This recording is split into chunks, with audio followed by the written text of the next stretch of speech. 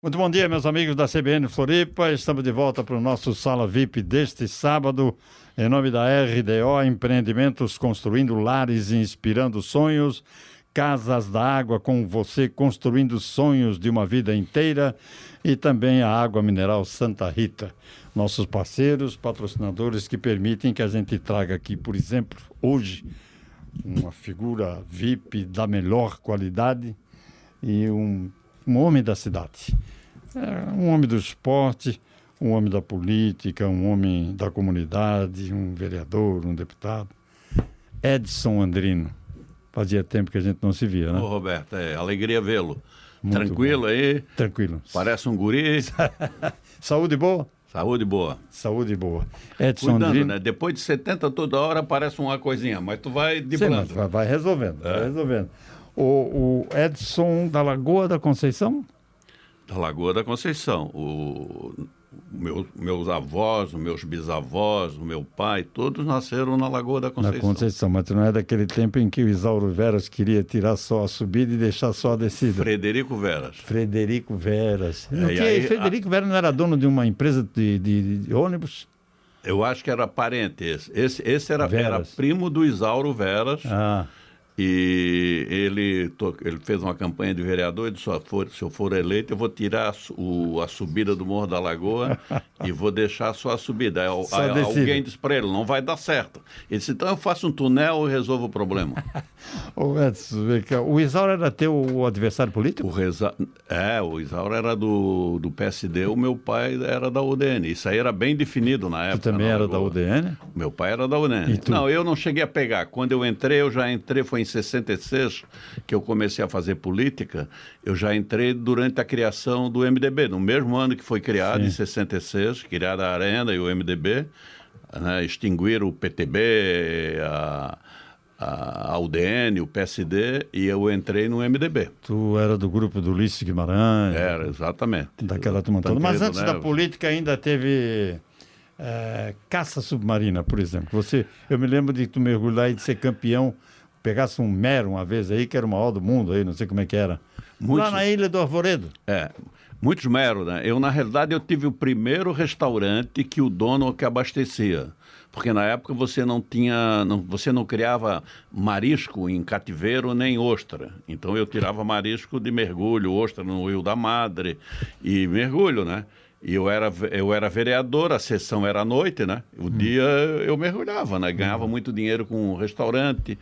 E eu me lembro que... Mas disputasse caça submarina? Disputei vários campeonatos. Fui campeão sul-americano, fui vice-campeão brasileiro. Aqui tinha chamava naquela época de Lagoa, né? Lagoa, Eu, quando era prefeito, que alguém chegava lá e dizia, eu quero falar com o Lagoa, eu já dizia para minha secretária, pode entrar. Porque quando me chamava de Lagoa, eram os meus amigos. Um conhecido. Exatamente. Essa época o Lagoa era muito namorador? Mais ou menos, não. Não, na época era solteiro. Solteiro podia. Era ajeitadinho. Hoje a gente tá meio bagaceira, mas na época era... Ajeitadinho é bom, né? Mas quando uma vez o Ulisses me visitou na Lagoa, eu tinha um restaurante Mariscão. Ele foi almoçar lá no meu restaurante. E o meu filho, o André... Mas o teu pai tinha outro restaurante? Tinha, o Andrinos. O primeiro restaurante da Lagoa foi o meu pai, mas foi o Dunas Restaurante. Dunas Restaurante. Lá na Avenida das Rendeiras. Que na realidade, na época, não tinha motel, o pessoal pegava as namoradas e iam namorar nas dunas da Lagoa. Mas aí não tinha também aquela ligação da Lagoa com a Joaquina. Não. E quando a maré subia, enterrava os carros. Eu me lembro bem que ele levava as namoradas para namorar lá nas dunas. E eu era menino de 14 anos, eu cuidava do restaurante do meu pai. Eu, meu irmão, um cozinheiro lá, nosso amigo e tal. Eles iam namorar e a gente ia escondido espiar. Aí dava uns tiros de espingarda, eles corriam. Pô, vocês eram espião dali da duna? Não, e aí enterrava o carro e os caras ficavam apavorados. E aí eu lá para o restaurante pedir socorro. A gente ainda tinha umas pazinhas prontas, ajudava a desenterrar e ganhava uma graninha para desenterrar o cara. E aí ia espiar, então. Essa é boa. Essa é boa. Aí como é que tu entraste na política? Não, eu era guri e eu via aquela disputa do meu pai, da UDN com o PSD e tal. E no dia da eleição eles matavam 2 boi. Um boi da UDN e um boi do PSD. né? Porque o pessoal do PSD ia para casa do Isauro Velho, comer lá um ensopado de carne verde, aquela coisa, e o da UDN para casa do meu pai. Lá já saiu com as cédulas preenchidinhas, né? Para votar. É. Tinha uns que comiam os dois lados. Comiam num, depois enganava o outro. Não é aquela época que levava o carro de praça para o cara ir votar lá no Ribeirão, votar no... Era uma coisa, tinha a rivalidade, tinha a disputa, mas não tinha o ódio de hoje, né? Era uma coisa meio que folclórica. Dizer, puto, o cara votou, mas comeu um ensopado de carne seca, de carne verde lá. Tá?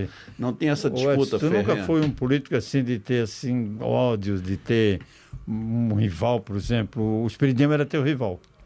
O Esperidião, eu morei na casa do Esperidião, né? Como eu morei na casa do Baldissero Filomeno, que era do PSD. Sim, vereador. E até hoje eu me dou bem com o Esperidião. É que, na realidade, o Esperidião foi por um caminho diferente do meu. Eu entrei no MDB, o Esperidião foi escolhido prefeito na época da ditadura, o primeiro mandato dele. O Colombo Salles era governador. Exatamente. E aí ele entrou por outro caminho. Mas eu me dou bem, tem posições muito diferentes dele. Tu disputasse quantas eleições para a prefeitura? Eu tive 9 mandatos, 2 de vereadores, 1 de deputado estadual, depois 1 de prefeito, depois 4 de federal, depois eu voltei e tive mais 2 de estadual. Na verdade, eu tive 37 anos de mandato. Tu estivesse na boca para ser senador ou governador, não? Não, eu vou te contar. Quando eu ganhei a eleição de prefeito, eu ganhei do Esperidião, do PDT, do Brizola, que teve na minha casa para me convidar para ir para o PDT junto com o Jais Barreto. O Jais saiu do PMDB, se juntou com o Esperidião, fez uma aliança, botaram o Manuel Dias de vice. E aí, quando eu ganhei a eleição do Esperidião, do Jais, eu fiquei a primeira eleição transmitida direta Foi nessa televisão. Que tu entraste no ginásio do Sesc, no colo do povo, eu estava lá, eu me lembro disso. 85, a primeira eleição transmitida, eu virei uma figura assim meio que importante no Estado. Muita gente achava que eu podia ser governador, naquele embalo todo. Mas aí, rapaz, eu tinha um lado que eu gostava muito de caça submarina ainda. Aí me ligava um cara lá de Chapecó, você tem uma reunião do partido, tem que vir para cá, tu ganhou do Esperidião. Aí me ligava um cara de Garopaba, Edson, a água tá azul aqui. Aí eu ia para dentro d'água e não ia para Chapecó, né? Isso aí, eu sempre mantive um lado da minha vida, assim, que eu curtia muito, em vez de eu me dedicar exclusivamente à política, né? Eu nunca me dediquei àquele... Não deixou de ser aquele manezinho da Lagoa, né? Eu nunca me esqueço, uma vez eu peguei uma agenda do Luiz Henrique, eu ia para Brasília no avião dele, mas tinha ali, era batizado, casamento, jogo de futebol. Eu digo, governador, não tem alguém que faça uma seleção nessa agenda? Aí ele assim, para quê? Para você descansar. Andrino, para descansar eu tenho a eternidade. Esse se dedicava exclusivamente à política. Eu também tinha... Não tinha domingo, não tinha sábado? Eu tinha restaurante, depois eu tive posto de gasolina, essas coisas todas. Agora, de política tem uma coisa muito interessante. Na eleição, que você que é um homem de esporte, tem um pouco a ver com isso. Na eleição de 85, o Esperidião era o governador. O meu amigo Chiquinho, que é uma figura que eu considero muito, era o candidato que concorreu contigo? Comigo. Era Chiquinho Assis. Era o candidato da Arena. E o técnico do Avaí era o Lauro Búrigo. Lauro Búrigo. E aí o Lauro Búrigo fez um programa de televisão junto com o Toninho, mostrando num quadro verde com giz na mão. Ele comparou o futebol... Toninho Quintino, não? O que jogou. Ele comparava o futebol naquele programa de TV, porque na época tinha programa de TV para a campanha de prefeito. Sim.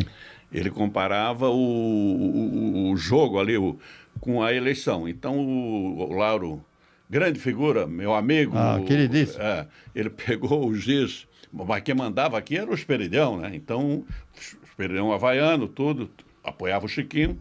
O Lauro pegou um giz e começou a mostrar no quadro como é que o Chiquinho ia ganhar a eleição. O Beck ali, o zagueiro, entregava para o meio do campo, aí o Toninho entrava. É o gol do Avaí, o gol do Chiquinho. Aí foi pro ar esse programa, né? Eu era havaiano, né? E o Chiquinho era figueirense, não tinha nada a ver, mas... Eu era havaiano por causa do Hélio Manara, que tinha uma casa do lado do campo de futebol. Manara que jogou no Avaí. Eu vinha ver ali no Adolfo Conde. Aí, no outro dia, rapaz, depois de 2 dias do programa, me liga o Albenei, que eu nem conhecia. Ô, Andrino, nós queremos fazer nós vimos o programa do Avaí ontem. vem aqui no campo do Figueirense, nós vamos gravar um programa para ti, mas vem ali antes da 1h, porque chega o Bezerra, e o Bezerra também é chequinho, mas o Bezerra era o presidente. Luiz Carlos Bezerra. E eu fui lá, cheguei lá, estavam tudo no meio de campo, já preparado. Eu entrei com câmera, o cara lá, fiz um programa no meio do campo, dia 15, o gol da vitória, André, eles todos. Acabei virando amigo do Albenei por causa dessas coisas. Aí uma vez eu fui para... O Albenei já tinha jogado no Figueirense, depois veio para... E tu ganhou essa eleição? Ganhei a eleição do Chiquinho. Pô, e foi o último programa meu de televisão, foi o Figueirense. Foi a turma do Figueirense. O Bezerra ficou maluco. Né? E tu, havaiano? Mas depois de muito tempo eu fui para Portugal com o Bauru, do Roberto Ferreira, um médico daqui, que era amigo do Coral, outro médico que estava lá. O Albenei já estava meio escanteado, já tinha jogado no Figueirense, estava no Avaí e tal. Estava no Avaí. Aí cheguei em Valença, teve um cara que me confundiu com Carlos Alberto Silva, aquele treinador que treinava o Porto. Sim. Aí, pô, o Bauru disse, olha, ele está te confundindo com o Porto e tal. Aí disse, vou te levar para um cara que quer comprar jogador de futebol. Levou para o Coral esse médico. Aí o Coral, Edson, não acha lá um mulatinho bom de bola para mandar para cá? Eu cheguei aqui, pensei, vou mandar o Albenei. Aí liguei para o Albenei, comprei passagem para o Albenei. Aí o Coral ligou para o Bauru, o médico. Aí o Bauru disse, não, vai atrás do Edson Andreno, rapaz. O Albenei já está para lá de Bagdá, não está jogando. Quase mandei o Albenei pela amizade. O Edson, tem algumas histórias interessantes. Tem duas aí que eu não quero deixar passar, né? Uma delas é a criação da Fundação Municipal de Esportes, que você foi o cara, isso eu constatei, eu estava lá. Você terminou com a Comissão Municipal de Esportes e criou a fundação no teu governo. E chamou o Chico Batista Neto como presidente e o Jaime Andrade Ramos como capitão. E nós estávamos lá, né? Aprovamos na Câmara Municipal, mas o que mais me impressionou foi o teu interesse no apoio ao esporte da capital. Você chegou uma vez ir na casa de uma atleta que não queria ir nos Jogos Abertos, você convenceu ela e o pai dela como prefeito, ela foi, ganhou e nós fomos muito bem. Esse foi o teu grande trunfo na prefeitura ou tivesse outras grandes obras lá, né? Eu, na realidade, de fundação, eu criei a Fundação Municipal de Esporte e a Fundação de Cultura, né? O Isnar Azevedo foi o primeiro presidente. Sim. E, a gente criou a fundação, foi uma coisa importante de esporte, mas o mais importante foram as pessoas que eu coloquei ali, que foi você, que é um homem que entende, além do relacionamento com a cidade, o Chico Batista, que ainda tinha o pai dele, que era senador, tinha uma possibilidade... Batista. Claro, tinha a oportunidade de conseguir recurso para a fundação em Brasília, isso. E o capitão, que era um homem também de esporte. Sim. E vocês tiveram autonomia total para preencher a fundação e tocar o barco. E eu me lembro que já no primeiro ano... Vocês tiveram um êxito muito grande. Em 88, nos Jogos Abertos de Joaçaba. Exatamente. Nós te telefonamos, tu foi a Joaçaba para ver. Exatamente. Foi um ano extraordinário. Florianópolis estava lá em cima, empatou com Blumenau na hora, teve um rolo, anularam um jogo nosso lá de basquete, o pau comeu na Câmara lá, tiraram o título de Florianópolis, né? E ainda hoje a fundação está aí funcionando legal, essa coisa funcionando toda. Legal. Aliviou um pouco o orçamento da prefeitura, né? Pode, como fundação, agregar patrocínios e tal, etc. E tal. Para mim foi um grande momento da tua administração. E a eletricidade na Lagoa? Que história é essa de a luz na Lagoa? Não, isso... Eu, quando era guri, na Lagoa, o centro da Lagoa, onde moravam os mané, não era da beira da praia. Não era à toa que muitos pescadores nem sabiam nadar. Tu vê que o centrinho da Lagoa é fora do mar, né? É ali na rua da igreja, aquela coisa toda. Então, no final da noite, a gente ia para as ventas que tinham ali perto da praia. E a Lagoa não tinha luz elétrica. Eu nasci com lamparina, com pomboca, né? Fogão a gás, depois, aquele lampião a gás, aquela coisa toda. E eu me lembro bem que era o Cardoso e o seu João, da Celeste, um grandão. Tu deve conhecer, que tu conhece todo mundo. Sim, João. Foram os caras que instalaram a energia elétrica na Lagoa. E ali, em volta da ponte da Lagoa, tinha aqueles trapichezinhos dos pescadores. Né, os primeiros restaurantes, depois que abriu ali, foi o Andrinos, o Isauro Veras, o Isaac. Ali, as pessoas iam comer camarão à noite, mas primeiros esperava os caras pescarem ali, jogaram a tarrafa, eles compravam do cara e mandavam fazer... Fresquinho, na hora. Na hora. E o camarão era atraído por cada trapicho daquele que eles chamavam tandal. Cada tandal daquele tinha uma lamparina. E o camarão vinha na claridade da luz. Lamparina, sim. No dia que botaram luz na lagoa, eles clarearam ali aquele centrinho, botaram várias lâmpadas. O camarão entrou em parafuso, né? Que só via uma lâmpada, viu aquela claridade. Mas deu tanto camarão que era uma loucura. Ele pulava na terra, atraído pela luz. Então foi um dos dias que mataram mais camarão na lagoa, foi no dia que inauguraram a luz elétrica na Lagoa da Conceição. Agora, o Edson, o cara ser político deve dar dinheiro, né? O cara deve ter feito pé de meia, porque o cara que tem sítio lá em Bom Retiro, um grande sítio e tal, deve estar montado, né? Qual é a situação aí? Não, Deu para ficar rico com a política? Não. Olha, o grande patrimônio que eu tenho da política é andar nas ruas, todo mundo me abraça. Edson, ninguém me cobra nada. Isso, para mim, é o grande... E a amizade que eu fiz na política. Eu tenho uma amizade muito grande no estado inteiro, porque eu disputei 4 eleições, eu fui deputado federal 4 vezes, estadual 3. Então, eu fiz uma amizade muito grande aqui na cidade também. Então, esse é o meu grande patrimônio. Agora, quem resolveu a minha vida financeira foi a ditadura militar. Opa! Porque eu era funcionário da malária. Mas tu era meio caçado pelos homens. Não, eu era funcionário da malária ali, tinha na casa ali onde morava o Hercílio Luz, ali era o DNER, o Departamento Nacional de Endemias Rurais. E mais embaixo um pouquinho era a malária, que tinha aqueles caras que saiu com... Sim. Eu trabalhei ali com o Fossário, o professor Fossário, desenhista, pintor. Sim.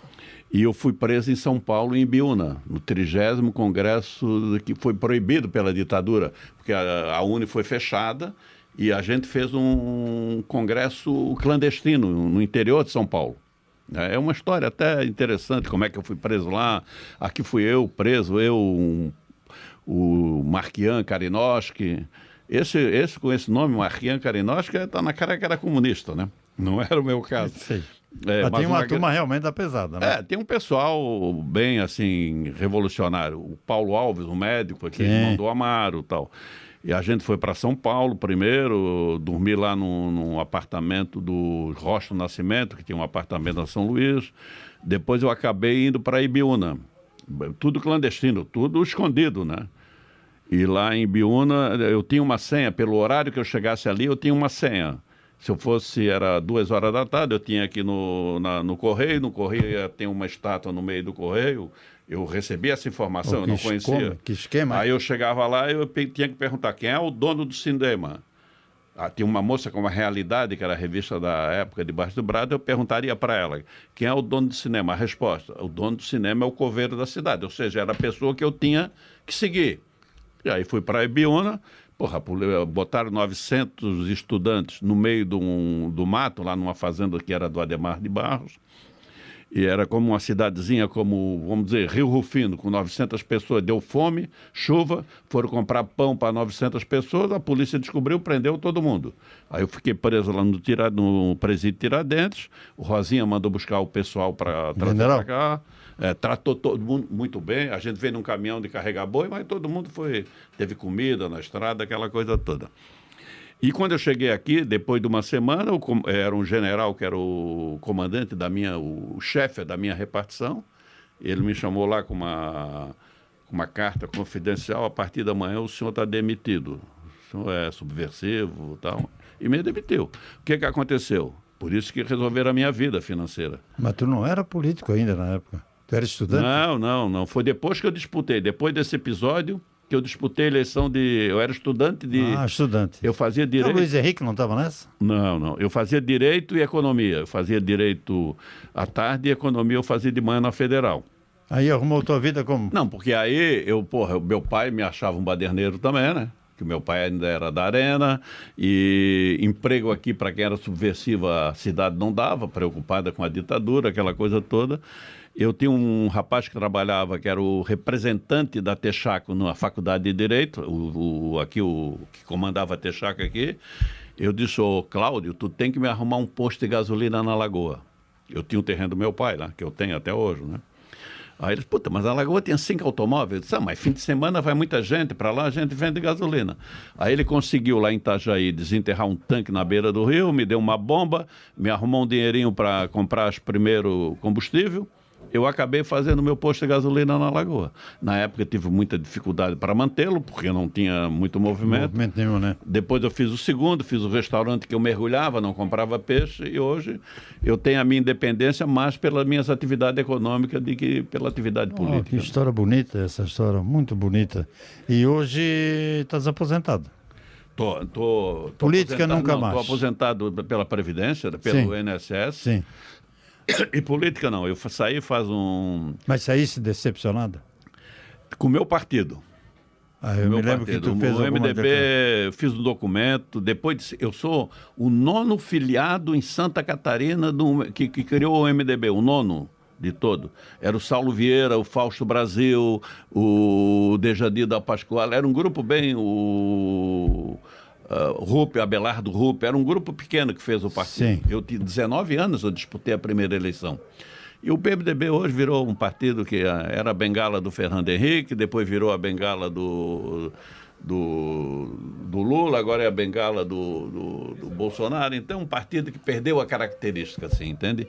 Fiz um documento, entreguei para o partido e me afastei. Mas naquela época você acreditava no programa do partido, né?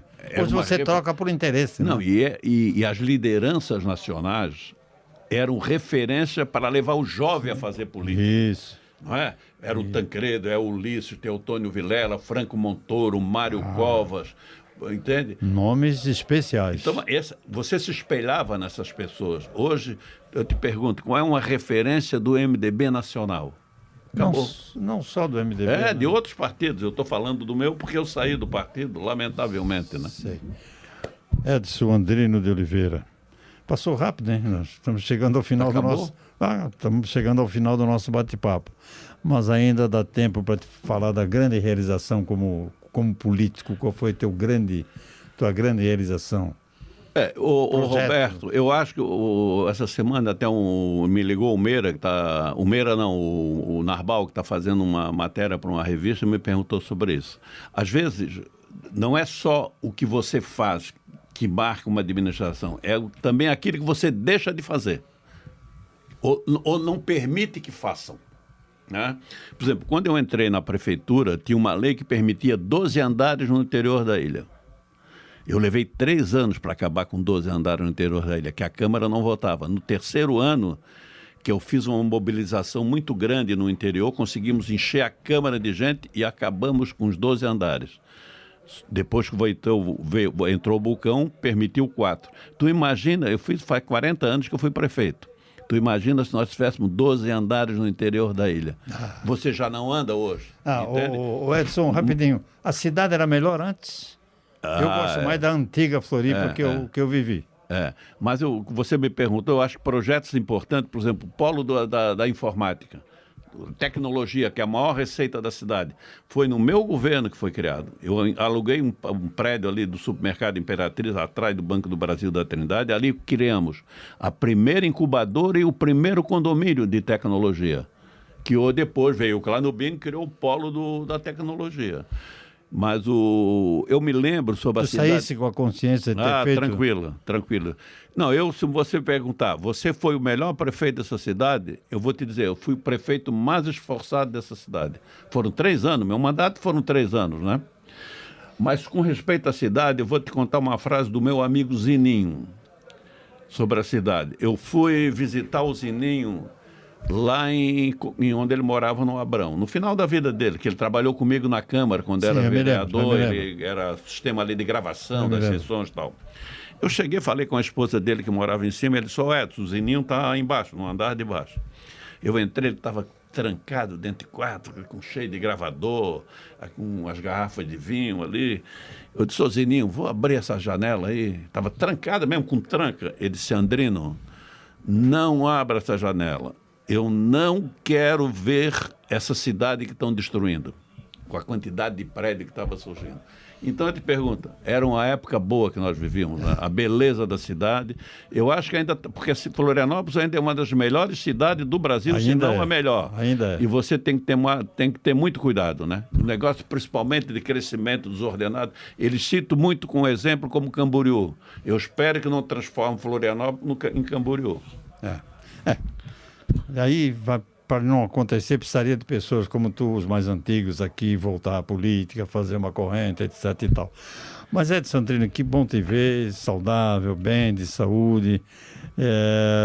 Muito obrigado pela vinda aqui no nosso Sala VIP desse sábado, foi um privilégio muito grande. Eu que agradeço, e foi uma honra encontrá-lo, uma satisfação. Você inteiraço aí, rapaz, dando banho aí, ó.